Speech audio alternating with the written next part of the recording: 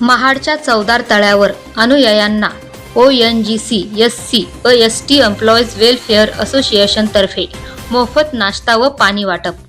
सामाजिक व सेवाभावी कार्याचे होते सर्वत्र कौतुक. महाडच्या चौदार तळे सत्याग्रहाच्या शतक महोत्सवी वर्षाला सुरुवात.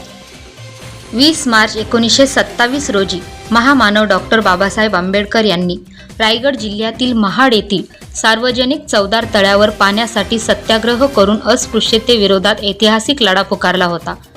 99 वर्षापूर्वी अस्पृश्यांना पाणी घेता यावे म्हणून केलेला पाण्याचा सत्याग्रह होता.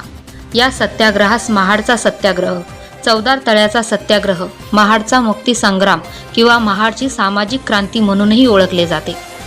महामानव डॉक्टर बाबासाहेब आंबेडकरांच्या पदस्पर्शाने पावन झालेल्या या क्रांतीभूमीला अभिवादन करण्यासाठी राज्य व देशाच्या कानाकोपऱ्यातून लाखो भीम अनुयायी दाखल झाले होते.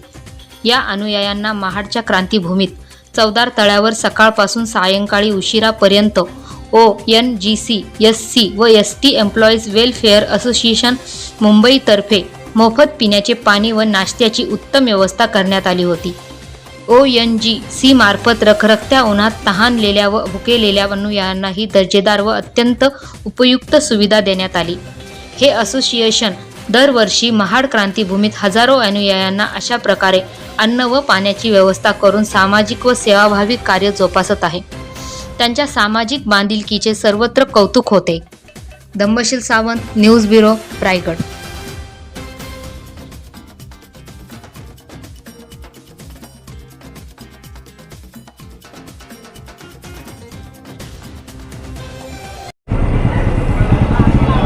तर महाडच्या चौदार तळ्यावर सत्याग्रहाच्या दिवशी आपण या ठिकाणी बिसलरी पाण्याचं वाटप करताय आणि अतिशय चांगल्या दर्जाचं पाणी आपण वाटप करताय आणि कुणीही अनुयायी या ठिकाणी येतो आणि त्याला हवं तेवढं पाणी घेऊन जातोय.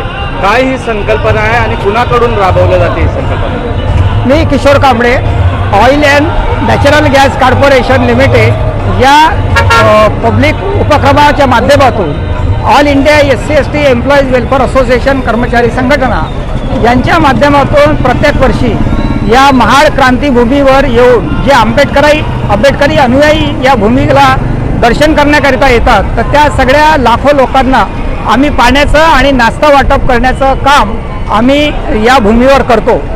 याचं कारण असं आहे की आम्ही डॉक्टर बाबासाहेब आंबेडकरांनी या देशासाठी, राष्ट्र निर्मितीसाठी जे जे काम केलेलं आहे, सत्याग्रह केलेले आहे, हा महाड 20 मार्च 1927 साली जे बाबासाहेबांनी इथं महाडचा सत्याग्रह केलेला होता, तो सत्याग्रह हा पाण्याचा सत्याग्रह नव्हता, तर या समस्त मानव जातीला त्याचा मानवाधिकाराचं जे मानवाधिकार मिळाले पाहिजे. पाणी आणि हवा पाणी याच्यावर मानवाचा मूळ अधिकार आहे.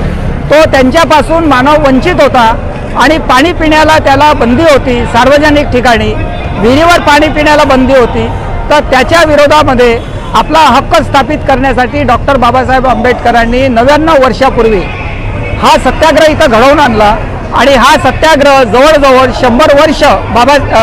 100 वर्षाचा सत्याग्रह हा बाबासाहेबांनी 10 वर्ष 1927 पासून 1937 पर्यंत हा सत्याग्रह केला आणि हे पाणी प्रत्येक मानवाला पिण्यासाठी त्याचा हक्क आहे हे स्थापित केलेलं आहे. आणि म्हणून या क्रांतीभूमीवर लाखो लोक या भूमीवर येतात आणि बाबासाहेबाला अभिवादन करतात. काय सांगाल, या ठिकाणी बिसलरी पाण्याचं वाटप अनुयायांना करताय, सकाळपासून सायंकाळपर्यंत हा उपक्रम सुरू आहे. काय नाव आपलं आणि काय प्रतिक्रिया आपली? नवबुद्धाय जय भीम. मी रेखा कांबळे, धम्मोपशिका संघ नवी मुंबईची अध्यक्ष आहे आणि इथे जर चांगल्या प्रकारचं सकाळपासून पाणी वाटप आहे तरी त्यालाही कारण आहे. ONGC असोसिएशन थ्रू पाण्याचं वाटप होत आहे. सकाळपासून शुद्ध पाण्याचा येणाऱ्या सगळ्या लोकांना पाण्याचं वाटप करत आहे.